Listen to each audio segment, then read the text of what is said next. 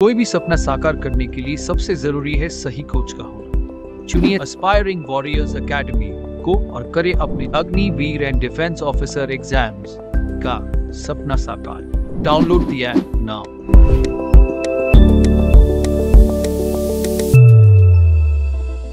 Hello student, मैं सोनम सिंह आपके aspiring warriors academy में स्वागत करती हूँ। आइए हम CDS का प्रैक्टिस सेट लेके आए हैं, उसको सॉल्व करते हैं। तो क्वेश्चन नंबर फर्स्ट की बात करेंगे। The winds blowing from high pressure area towards the equator are. तो स्टार्ट करते हैं। जैसे ये हमारी अर्थ है, ये हमारी अर्थ है, इसको हम बराबर भागों में क्या किए, दो भागों में बांटे, जिसको हमने इक्वेटर नाम दिया, इक्वेटर नाम दिया। ठीक है। अब इससे हम नॉर्थ साइड में 0 डिग्री नॉर्थ साइड में जाएंगे, 5 degree north and 5 degree south, 5 degree south.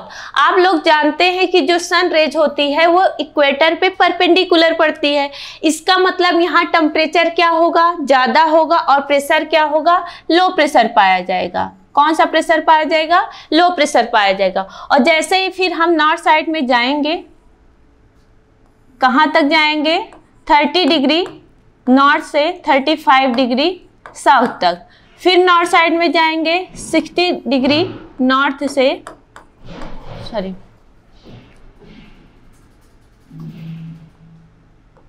30 degree north से 35 degree north, 60 degree north and 65 degree north.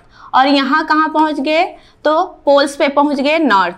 ऐसे ही हम साउथ साइड में भी जाएंगे 30 से लेके 35 डिग्री साउथ तक, फिर 60 से लेके 65 डिग्री साउथ तक जाएंगे।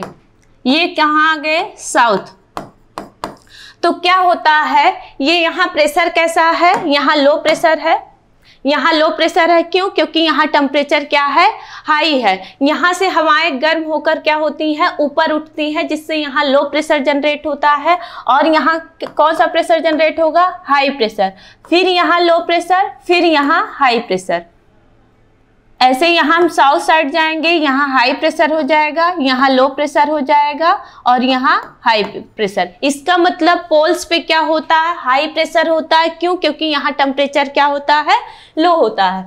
तो अब देखिएगा क्या होता है, जब यहाँ से हवाएं लो प्रेशर है, अब इस प्रेशर को हाई करने के लिए हवाएं क्या होंगी, दोनों तरफ से आएंगी। इधर से भी हवाएं चलेंगी और इधर से भी हवाएं चलेंगी। फिर इधर देखेंगे, हाई प्रेशर से लो प्रेशर की ओर हवाएं चलेंगी, जिसके कारण क्या होगा, और यहाँ टेम्परेचर इतना हाई होता है कि क्या होता है, हवाएं जो है गर्म होकर ऊपर उठ जाती हैं। जब हवाएं गर्म होकर ऊपर उठ जाएंगी तो हवाएं इस जगह पे नहीं पहुँच पाएंगी, और हवाएं इस जगह पे नहीं पहुँच पाएंगी तो इन क्षेत्रों को क्या कहा जाता है, डोलड्रम कहा जाता है। क्या कहा जाता है, डोलड्रम। अब देखिएगा, और इसको जो ये नॉर्थ ईस्ट से आ रही हवाएं साउथ वेस्ट की ओर, नॉर्थ ईस्ट से हवाएं आ रही है साउथ वेस्ट की ओर, इनको क्या कहा जाता है, ईस्टर्लीज कहा जाता है। ईस्टर्लीज, या इसी को क्या कहा जाएगा, ईस्टर्लीज को हम पूर्वी पवन के नाम से जानते हैं, पूर्वा पवन, ईस्टर्लीज। और ध्यान दीजिएगा, और साउथ की बात करेंगे, साउथ में क्या हो रहा है, साउथ ईस्ट से चल रही है, किधर, साउथ ईस्ट से चल रही है नॉर्थ वेस्ट की ओर, साउथ ईस्ट से नॉर्थ वेस्ट की ओर चल रही हैं। इन हवाओं को कहा जाता है ईस्टर्लीज या ट्रेड्स विंड्स, ईस्टर्लीज या ट्रेड्स विंड्स कहा जाता है।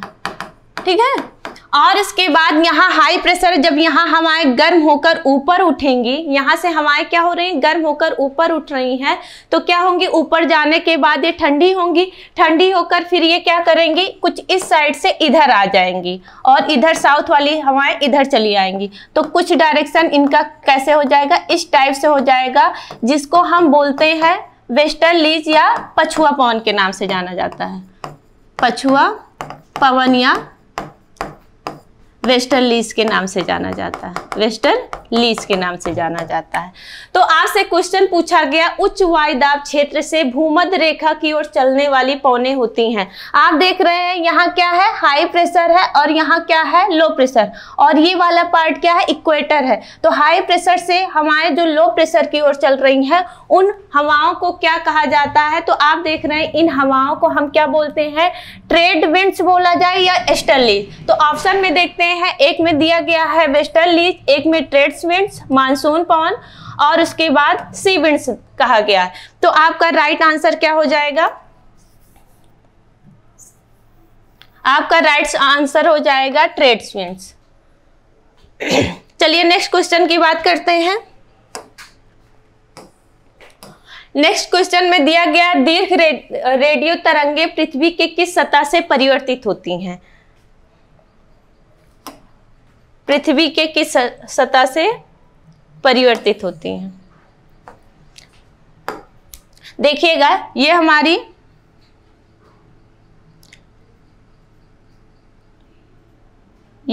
अर्थ है, हमारी अर्थ है, और यहां से लेके यहां तक इसको हम मान लेते हैं 0 डिग्री मतलब इक्वेटर, और इसको मान लेंगे हम पोल्स। क्या मानेंगे, पोल्स मानेंगे।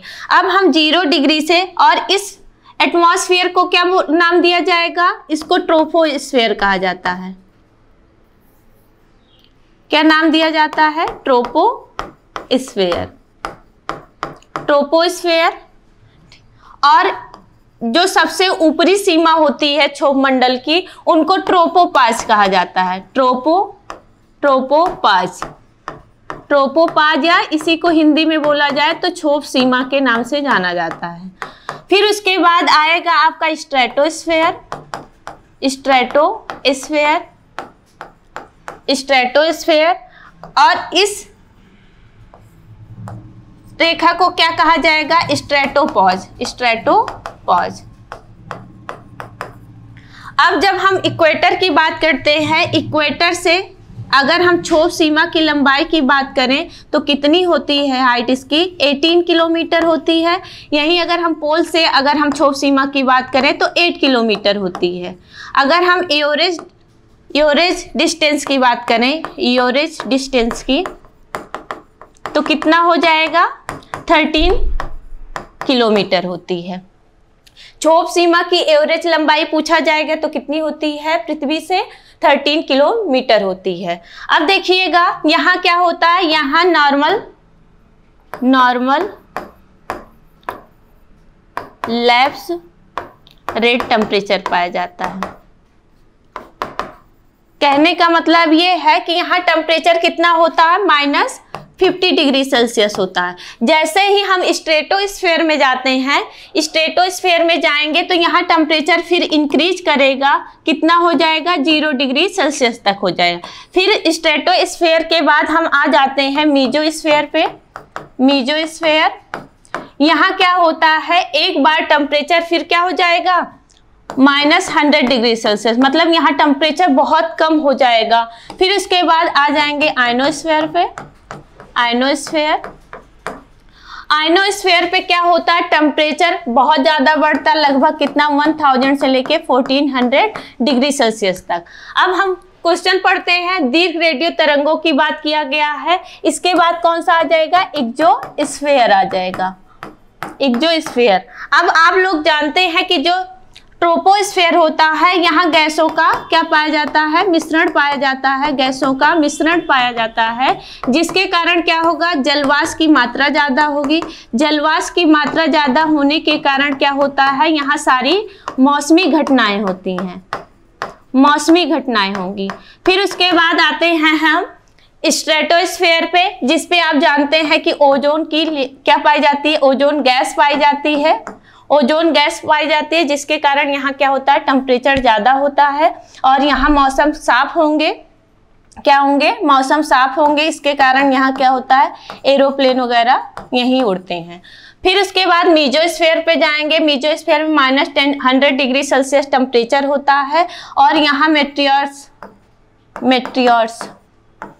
जो है आते हैं। अब देखिएगा आयनोस्फीयर की बात करें तो जो आयनोस्फीयर है यहाँ का टेम्परेचर इतना ज़्यादा होता है कि टेम्परेचर ज़्यादा होने के कारण यहाँ जो गैसेस मॉलिक्यूल्स के फॉर्म में थी वो किस फॉर्म में चली जाएंगी, यहाँ आयंस के फॉर्म में गैसें हो जाएंगी। किस फॉर्म में हो जाएंगी, आयंस के फॉर्म में गैसें हो जाएंगी। जब हम अर्थ से क्या करते हैं आयनोस्फीयर में, ध्यान दीजिएगा, जब अर्थ से हम रेडियो तरंगों को भेजते हैं तो कहाँ आयनोस्फीयर में पहुंचने के बाद वो रेडियो तरंगे किसमें परिवर्तित होके, यहाँ से जैसे हम अर्थ से भेजे रेडियो तरंगे और यहाँ से परिवर्तित होके फिर हमारी अर्थ पर वापस आ जाती हैं। इसका मतलब आपका राइट आंसर हो जाएगा क्या, आयन मंडल या आयनोस्फीयर। सेकेंड क्वेश्चन का राइट आंसर क्या हो जाएगा, आयन मंडल या आयनोस्फीयर। और यहाँ एक और घटना पाई जाती है अरोरा। आपको ज्योग्राफी में हम और पढ़ाएंगे ये सब क्वेश्चन थोड़ा डीप में। यहाँ अरोरा घटनाएं पाई जाती है। तो आपका क्वेश्चन क्या कह रहा है, दीर्घ रेडियो तरंगे पृथ्वी की किस सतह से परिवर्तित हो जाती हैं। तो ध्यान दीजिएगा, यहाँ से देखेंगे, यहाँ से भेजी गई है और यहाँ जाके क्या हो जा रही है, परिवर्तित होकर फिर हमारे अर्थ पर वापस चली आ जा रही है। तो आपका राइट आंसर हो जाएगा आयनोस्फीयर। आइए नेक्स्ट क्वेश्चन की बात करते हैं। हाँ, इसमें कहा गया है निम्न में से सही क्रम बताइए। रेगुलेटिंग एक्ट, बंगाल विभाजन, सूरत स्प्लिट, मुस्लिम लीग की स्थापना। तो देखिएगा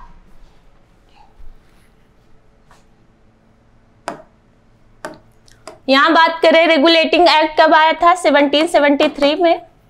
बंगाल विभाजन होता 1905 में, सूरत स्प्लिट होता 1907 में एंड मुस्लिम लीग की स्थापना होती है 1906 में। तो आइए सीक्वेंस देखते हैं। सबसे पहले क्या आ जाएगा आपका रेगुलेटिंग एक्ट, फर्स्ट ऑप्शन में ए चारों में है। फिर उसके बाद हम सेकंड पे आते हैं, सेकंड में बंगाल विभाजन हो गया और डी में आ जाइए 1906 मतलब मुस्लिम लीग की स्थापना। ए बी डी होनी चाहिए, ए बी डी। अच्छा इसमें नहीं है तो आप लोग नोट कर लीजिएगा ए बी डी सी। देखिएगा सबसे पहले 1773 का रेगुलेटिंग एक्ट आया, फिर उसके बाद 1905 में क्या हुआ, बंगाल का पार्टीशन हुआ, बी में दिया गया है आपका। और उसके बाद फिर सूरत स्प्लिट कब हुई, 1907 में। उल्टा सीधा दिए हैं इसमें,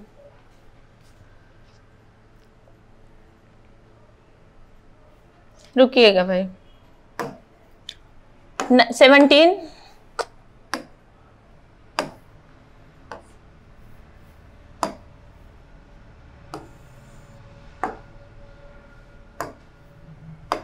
1773 का रेगुलेटिंग एक्ट, 1905 में क्या हुआ, बंगाल विभाजन हुआ, 1907 में सूरत स्प्लिट हुई, मुस्लिम लीग को कब इस्टेब्लिश किया गया, 1906 में। तो इसमें इधर देखिएगा ACBD करके दिया गया है। तो सबसे पहले 1773 का रेगुलेटिंग एक्ट ए में आया, फिर बंगाल विभाजन यहाँ देखिएगा सी लिखा है तो सी ऑप्शन में, फिर उसके बाद मुस्लिम लीग की स्थापना, मुस्लिम लीग की स्थापना आ जाइए, ACDB, ये वाला आपका आंसर राइट हो जाएगा। चलिए नेक्स्ट क्वेश्चन की बात करते हैं। नेक्स्ट क्वेश्चन में कहा गया है कि match list with list second and select the correct answer from the codes given below the list. तो देखिएगा इसमें कहा गया है कि MK गांधी, इसमें मैच करने के लिए दिया गया है, इसमें कहा गया है जो MK गांधी हैं, मोहनदास करमचंद गांधी, CR दास, वल्लभ भाई पटेल और एनी बेसेंट। तो MK गांधी आप जानते हैं असहयोग आंदोलन से संबंधित हैं, असहयोग आंदोलन से, असहयोग आंदोलन ये हो जाएगा आपका फर्स्ट। CR दास देखेंगे तो स्वराज पार्टी से आपका सेकंड हो जाएगा, वल्लभ भाई पटेल जो है आपका थर्ड हो जाएगा एंड होम रूल लीग कितना हो जाएगा आपका फोर्थ हो जाएगा। तो देखिएगा होम रूल लीग की स्थापना दो लोग करते हैं, कौन कौन करता है, बाल गंगाधर तिलक अप्रैल 1916 में करते हैं। और एनी बेसेंट कब करती हैं, एनी बेसेंट करती हैं सितंबर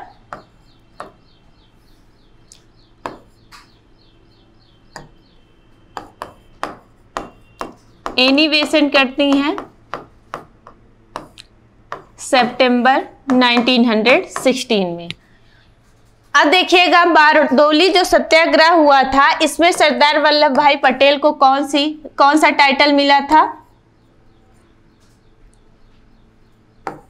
कौन सा टाइटल दिया गया था? तो सरदार का टाइटल दिया गया था। ये पॉइंट याद रखिएगा, ये भी पॉइंट याद रखिएगा आप लोग।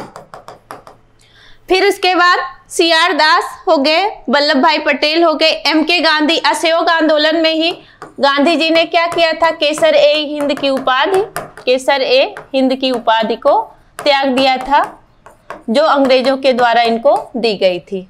ठीक है, तो आपका देखिएगा ऑप्शन पढ़िएगा। MK गांधी एक, फर्स्ट का C देखिएगा, फर्स्ट का C, ए का मतलब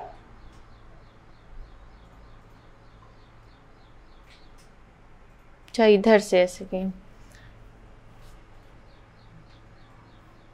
होम रूल लीग आंदोलन कब हुआ है? कौन कराया? Annie Besant. मतलब ए का 4 होना चाहिए। बारडोली जो कि सरदार वल्लभ भाई पटेल से रिलेटेड है, मतलब ए का 4, बी का 3 होना चाहिए। फिर उसके बाद आ जाइए आप लोग, इसमें दोनों में सेम है। फिर उसके बाद सी में आ जाइए, असहयोग आंदोलन, सी का फर्स्ट हो जाएगा, ये हो गया आपका। तो राइट आंसर क्या हो जाएगा आपका? बी ऑप्शन सही हो जाएगा। MK गांधी असहयोग आंदोलन से, CR दास स्वराज पार्टी से, वल्लभ भाई पटेल बारडोली सत्याग्रह से, एनी बेसेंट किससे रिलेटेड है? तो Annie Besant home rule league आंदोलन से रिलेटेड। नेक्स्ट क्वेश्चन पे आइए।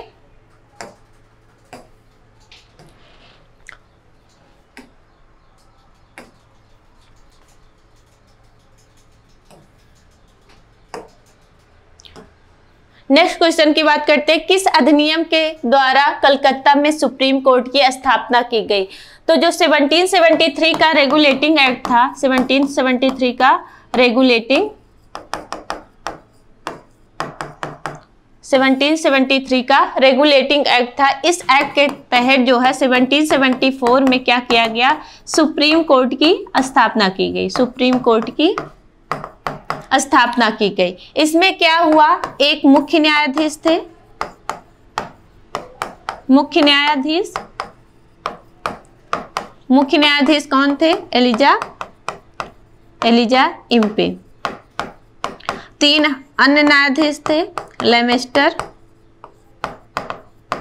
हाइड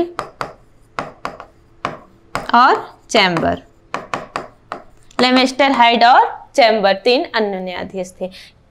कब हुई थी? 1774 में। किस एक्ट के तहत हुई? 1773 का रेगुलेटिंग एक्ट। नेक्स्ट क्वेश्चन की बात करते हैं, भारतीय संविधान के किस अनुसूची में दल बदल कानून को रखा गया? मतलब एंटी डिफेक्शन लॉ की बात कर रहे हैं।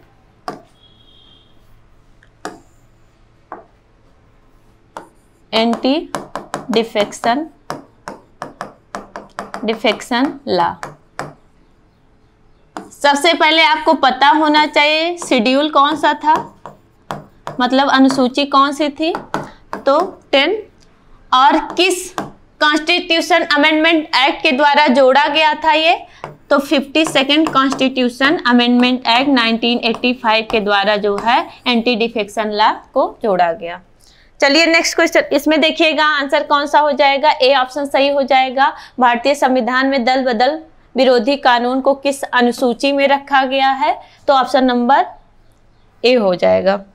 नेक्स्ट क्वेश्चन की बात करते हैं, प्रकृति में ज्ञात सभी एंजाइम क्या है? सभी एंजाइम प्रोटीन होते हैं। सभी एंजाइम क्या होते हैं? प्रोटीन होते हैं।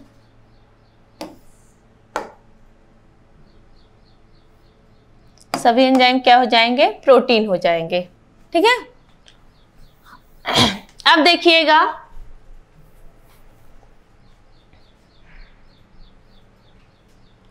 नेक्स्ट क्वेश्चन की बात करते हैं, हिमालय में ब्रह्मपुत्र नदी का उदाहरण है। जो ध्यान दीजिएगा 3 ऐसी रिवर थी जो हिमालय की उत्पत्ति के पहले इन नदियों का उद्गम हो गया था, जिसमें से आपकी आती हैं कौन कौन सी? ब्रह्मपुत्र आ जाएगी,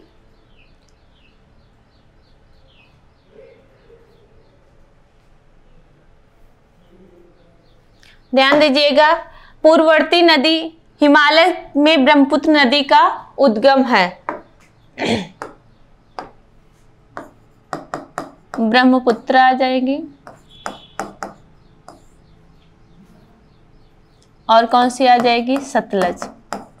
ये 3 नदियां क्या है? पूर्ववर्ती अपवाह तंत्र का उदाहरण है। कहने का मतलब इसमें यह है कि जिनका उद्गम जो है हिमालय की उत्पत्ति से पहले हुआ है, उन नदियों को क्या कहा जाता है? पूर्ववर्ती नदी कहा जाता है या एंटीसीडेंट रन ऑफ कहा जाता है। तो ये पॉइंट आप लोग याद रखिएगा। 8 का ए ऑप्शन राइट हो जाएगा। चलिए नेक्स्ट क्वेश्चन की बात करते हैं। इसमें कहा गया निम्नलिखित नदियों में से किनके मध्य जो है विष्ट दोआब पाया जाता है। दोआब का मतलब ये होता है 2 नदियों के बीच का जो क्षेत्र होता है उनको दोआब कहा जाता है। आइए देखिएगा कौन कौन से दोआब थे।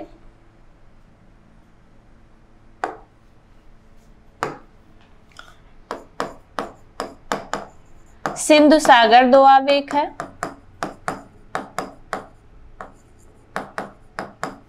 झज्जर दोआब हो गया,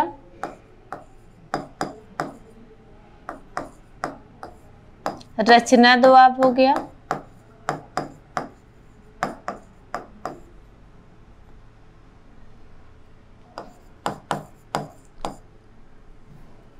ब्यास दोआब,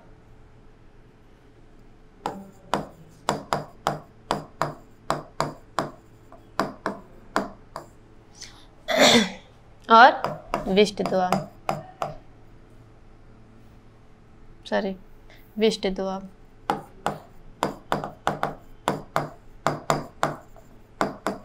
सिंधु दोआब किन किन 2 नदियों के बीच पाया जाता है? तो सिंधु और झेलम के बीच पाया जाता है। झज्जर दोआब किसके किसके बीच पाया जाता है?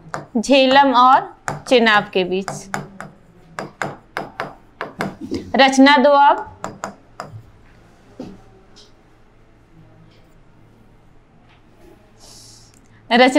पाया जाता है चेनाब और रावी के बीच। विष्ट दोआब रावी और ब्यास के बीच। ठीक है, तो इसमें क्वेश्चन क्या पूछा गया? विष्ट दोआब के बारे में। तो देखिएगा रावी और ब्यास जो है ए ऑप्शन आपका राइट आंसर हो जाएगा। नेक्स्ट क्वेश्चन की बात करते हैं।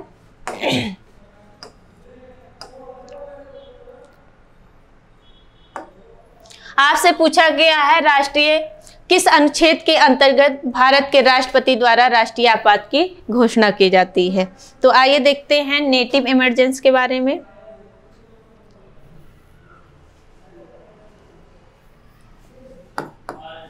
नेटिव इमरजेंसी किस आर्टिकल में है? 352 में है।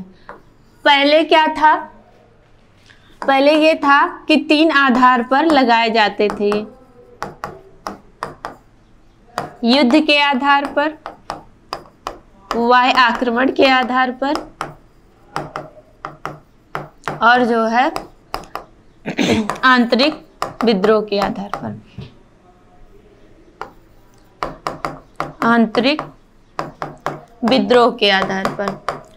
लेकिन क्या हुआ? 44 कॉन्स्टिट्यूशन अमेंडमेंट एक्ट के द्वारा 1978 के द्वारा क्या कर दिया गया? इसमें संशोधन कर दिया गया। 3 आधार पर अभी भी लगाए जाते हैं, युद्ध के आधार पर, वायु आक्रमण के आधार पर, और अब जो है इसको हटा के आंतरिक अशांति के आधार पर हटा के किस पे कर दिया गया? सशस्त्र विद्रोह के आधार पर क्या कर दिया गया? जो है राष्ट्रीय आपात। राष्ट्रीय आपात की घोषणा कौन करेगा? हमारा प्रेसिडेंट।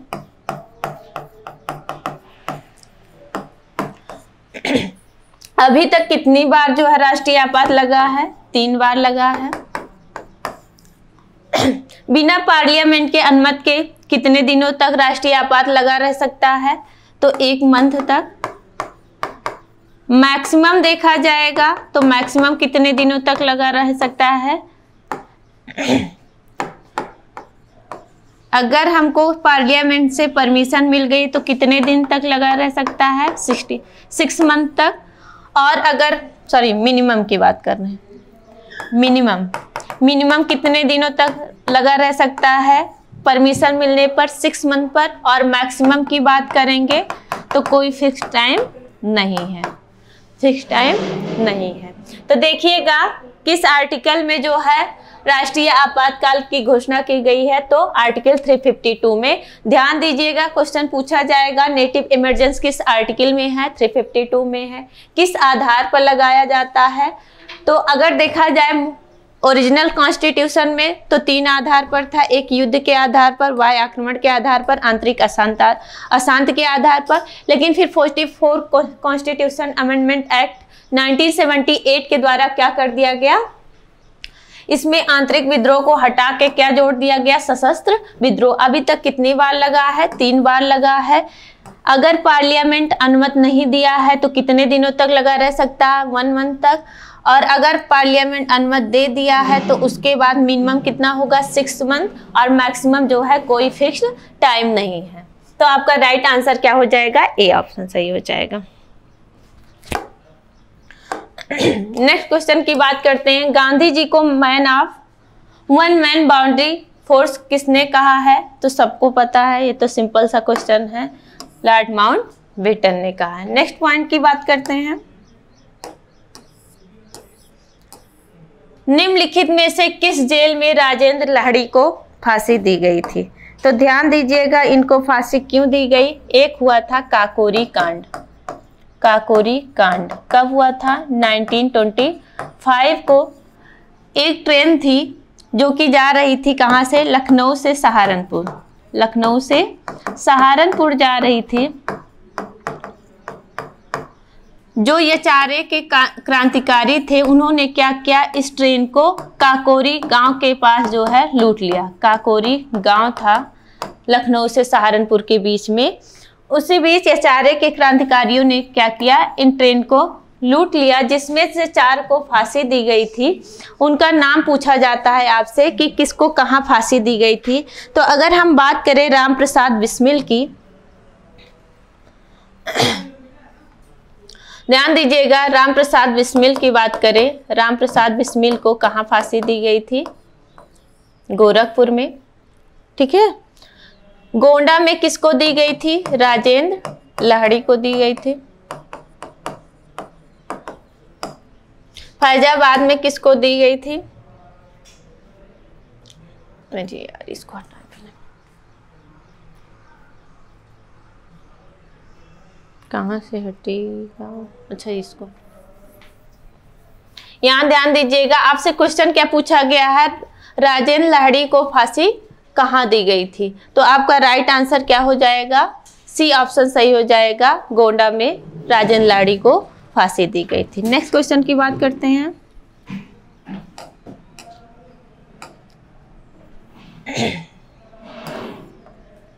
चलिए नेक्स्ट क्वेश्चन की बात करते हैं।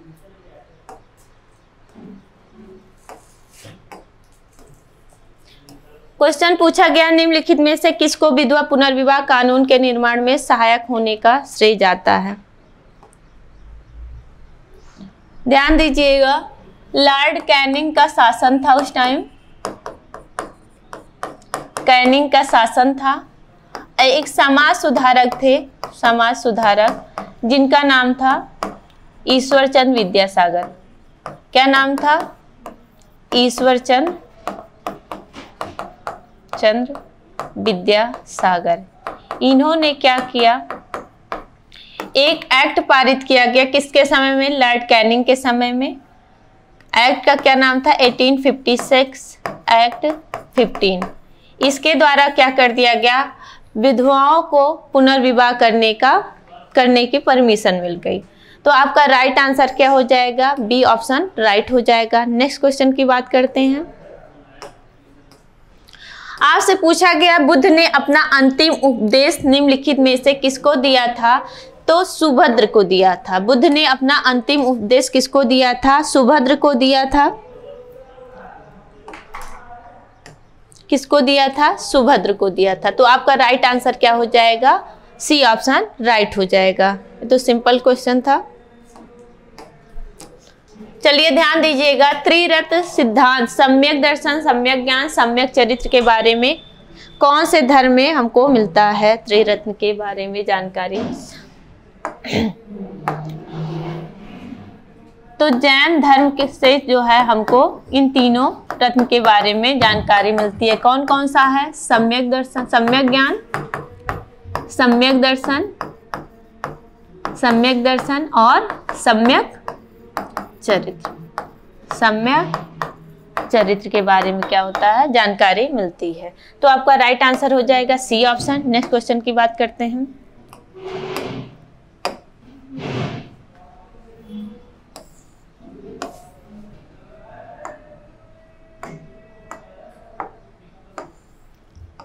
आपसे पूछा गया किसी पंचायत का सदस्य निर्वाचित होने के लिए न्यूनतम आय कितनी होनी चाहिए? तो न्यूनतम आय आपकी होनी चाहिए 21। नेक्स्ट क्वेश्चन की बात करते हैं।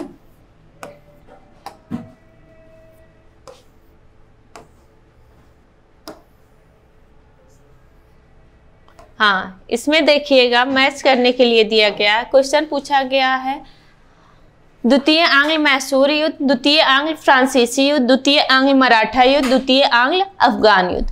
तो सबसे पहले हमको पता होना चाहिए द्वितीय आंग्ल मैसूर युद्ध कब हुआ था।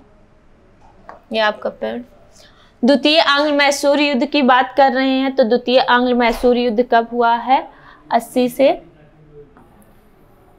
से 84, मतलब इनका फर्स्ट हो जाएगा ये। फिर उसके बाद द्वितीय आंग्ल मराठा युद्ध कब हुआ है? मतलब ये थर्ड हो जाएगा। आपका फर्स्ट हो जाएगा ए का फर्स्ट। आपका राइट आंसर क्या हो जाएगा? सी ऑप्शन आपका राइट हो जाएगा। द्वितीय आंग्ल मैसूर युद्ध कब हुआ है? तो 1780 से लेके 1784 तक हुआ है। मैच करने के लिए कैसे दे दिए हैं इसमें। चलिए नेक्स्ट क्वेश्चन की बात करते हैं। आपसे पूछा गया है विटामिन ए से मैच करने के लिए, इसको भी दिया गया है। आप सबको पता है विटामिन ए से कौन सा हो जाएगा? आपका रतौंधी हो जाएगा। ए हो गया ये। B1 से बेरी बेरी, सी से स्कर्वी और डी से रिकेट्स। अब देख लीजिएगा, मैच करिएगा। ए का 2, बी का फर्स्ट। ए आपका राइट आंसर हो जाएगा, सी ऑप्शन। अब आते हैं नेक्स्ट क्वेश्चन पे। नेक्स्ट क्वेश्चन की बात करते हैं। आपसे पूछा गया प्लासी का युद्ध, कलिंग का युद्ध, हल्दी घाटी का युद्ध, तराइन का युद्ध। अब देखिएगा इसमें भी मैच करने के लिए दिया गया है। प्लासी का युद्ध कब हुआ है? तो प्लासी का युद्ध कब हुआ है? 1757 में। हल्दी घाटी का युद्ध, ये कलिंग का युद्ध कब हुआ? 261 BC है भाई, ये बिफोर क्राइस्ट। हल्दी घाटी का युद्ध कब हुआ है? 1576 में। तराइन का युद्ध कब हुआ है? 1192 में। तो ऑप्शन देखिएगा, प्लासी का युद्ध हो गया आपका ए का 4, ये आपका सी ऑप्शन राइट हो जाएगा। नेक्स्ट क्वेश्चन की बात करते हैं। इसको भी मैच करने के लिए दिया गया है। चंदावर का युद्ध कब हुआ? तो ये आपका ए ऑप्शन सही हो जाएगा। तालीकोटा का युद्ध कब हुआ? सी हो गया। घाघरा का युद्ध कब हुआ है? डी हो गया। और तैमूर का युद्ध कब हुआ? 1398, मतलब सी हो गया। नहीं, 1398, सी ये हो गया। चंदावर का 11, तैमूर का 1398, बी है ये भाई, बी। अब देखिएगा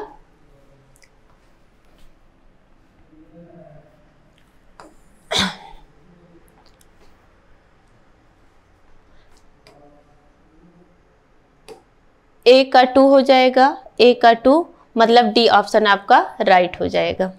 चलिए नेक्स्ट क्वेश्चन की बात करते हैं।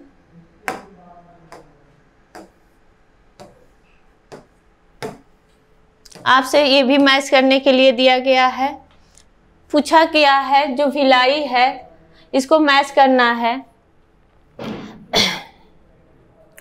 देखिएगा इसमें भिलाई दिया गया है छत्तीसगढ़, बोकारो दिया गया झारखंड, दुर्गापुर दिया गया उड़ीसा, राउरकेला दिया गया है कहाँ, पश्चिम बंगाल। तो सबसे पहले हम बात करें अगर हम यहाँ भिलाई की, तो भिलाई क्या हो जाएगा, छत्तीसगढ़ हो जाएगा, बोकारो क्या हो जाएगा, झारखंड हो जाएगा, और दुर्गापुर क्या हो जाएगा, वेस्ट बंगाल हो जाएगा, राउरकेला क्या हो जाएगा, उड़ीसा हो जाएगा।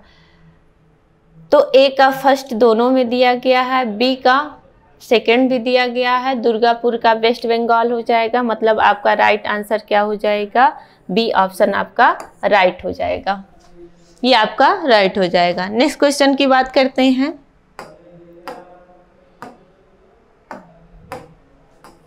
इसको भी मैच करने के लिए दिया गया है सूची, संताना हो गया, हबूब हो गया, यामो हो गया, मिस्टल, ये कहाँ कहाँ हवाएं चलती हैं, इनको अलग अलग नाम से, कहाँ गया फिर, हाँ देखिएगा, सांताना कैलिफोर्निया में बोला जाता है, हबूब सूडान में बोला जाता है, यामो जो है जापान में बोला जाता है, जबकि जो मिस्ट्रल है वो ऑस्ट्रेलिया में नहीं, कहाँ बोला जाता है, फ्रांस में। तो कौन सा गलत है आपका, यही वाला आंसर जो है गलत है। चलिए नेक्स्ट क्वेश्चन की बात करते हैं। नेक्स्ट क्वेश्चन में पूछा गया है, ये भी मैच करने के लिए दिया गया है। सबसे पहले हम ऑस्ट्रेलिया की बात करेंगे, तो ऑस्ट्रेलिया में क्या बोला जाता है, बिली बिली बोला जाता है, ऑस्ट्रेलिया में बिली बिली बोला जाता है। भारत में क्या बोला जाता है, चक्रवात बोला जाता है, ठीक है। तो ए का कौन सा हो जाएगा, बी, ए का 2 मतलब आपका राइट आंसर कौन सा हो जाएगा, बी आपका राइट आंसर हो जाएगा। चलिए नेक्स्ट क्वेश्चन की बात करते हैं। आपसे पूछा गया है निम्नलिखित में से कौन सा सुमेलित नहीं है। राष्ट्रपति का निर्वाचन 54 में राइट है, 55 में राष्ट्रपति के निर्वाचन की रीतियां, ये भी सही है। आपका थर्ड ऑप्शन दिया गया है आर्टिकल 60 में राष्ट्रपति पर महाभियोग लगाने की प्रक्रिया है, तो ये गलत है। आर्टिकल जो है 61 में कहा गया है, ये बात किस आर्टिकल में कहा गया है, 61 में। चलिए नेक्स्ट क्वेश्चन, तो आपका राइट आंसर कौन सा हो जाएगा, सी ऑप्शन हो जाएगा। चलिए नेक्स्ट क्वेश्चन की बात करते हैं। इसमें दिया गया है मैच करने के लिए, इसमें एलॉय दिया गया है, उसको मैच करना है कि वो किससे किससे मिलकर बनी होती है। स्टेनलेस स्टील दिया गया है, जर्मन सिल्वर, और कांसा दिया गया, पीतल दिया गया है। अगर हम बात करें स्टेनलेस स्टील की, तो किससे किससे मिलकर बनी होती है, स्टेनलेस स्टील फेरस से, निकेल से और क्रोमियम से मिलकर बनी होती है। जबकि जर्मन सिल्वर की बात करेंगे, वो कॉपर से, जिंक से और जो है निकेल से मिलकर बनी होती है। कांसा किससे मिलकर बनी होती है, कॉपर और टिन से। और ब्रास किससे मिलकर बनी होती है, कॉपर प्लस जेडन से मिलकर बनी होती है। तो मैच करिएगा स्टेनलेस स्टील, ए का सी ऑप्शन मतलब 3, यही आपका राइट आंसर हो जाएगा। तो ये आपका 25 क्वेश्चन था।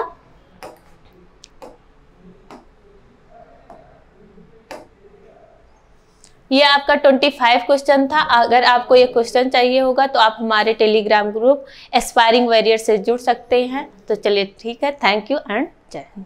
कोई भी सपना साकार करने के लिए सबसे जरूरी है सही कोच का होना। चुनिए एस्पायरिंग वॉरियर्स एकेडमी को और करें अपने Agniveer and defence officer exams का सपना साकार।